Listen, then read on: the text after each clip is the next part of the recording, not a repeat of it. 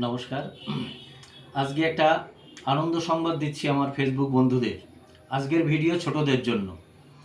ছোটরা যদি ড্রয়িং শুরু করে তাহলে প্রথম কিভাবে শুরু করতে হয় ঠিক সেইভাবেই আমি এগোবো, এবং আমার প্রত্যেকটা ভিডিও যদি শিশুরা খেয়াল করে তাহলে কিন্তু পরপর ড্রয়িংগুলো শিখে যাবে।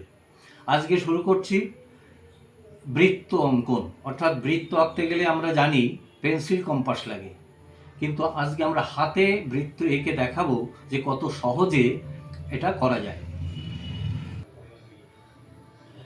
বৃত্ত আঁকতে গেলে আমরা সবাই জানি যে পেন্সিল কম্পাস দিয়ে আঁকতে হয়। পেন্সিল কম্পাসকে ধরে এইভাবে বৃত্ত আঁকে, কিন্তু যন্ত্র ছাড়াই আমরা কিভাবে বৃত্ত আঁকবো সেইটাই আজকে দেখাচ্ছি। পেন্সিলটা যখন ধরে হাঁটুর ওপরে হাত রাখবো না, হাঁটুর ওপরে উঁচু থাকবে, আর হাতটা কিন্তু খাতার উপরে রাখা যাবে না, হাতটা শূন্যে থাকবে। পেন্সিল ধরে হাতটা ঘোরাতে থাকবো। এইভাবে ঘোরালে প্রথম যখন শিশুরা আঁকা শিখতে আসে তাদের আমি এই বৃত্ত আঁকাটাই প্র্যাকটিস করাই। একই কাগজের ওপরে বারবার এই প্র্যাকটিসটা করলে দেখা যাবে যে কি সুন্দর সুন্দর বৃত্ত হয়ে যাচ্ছে, গোল গোল হয়ে যাচ্ছে। পরবর্তীকালে সেই গোল দিয়ে আরও অনেক ছবি আঁকা যায়।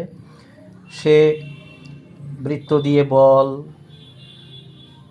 ছাতা, অনেক কিছু, নৌকা, চাঁদ, ফল, এইভাবে যদি সাহস করে হাত চালায় তাহলে দেখা যাবে কি সুন্দর সুন্দর বৃত্ত হচ্ছে। কিন্তু হাতটা আমরা খাতার উপরে রাখবো না, শূন্যের ওপরে ঘোরাবো, কিন্তু আঙুলের একটা সাপোর্ট আমি দিতে পারি। ঠিক আছে, ধন্যবাদ। আবার পরের ভিডিওতে দেখা হবে।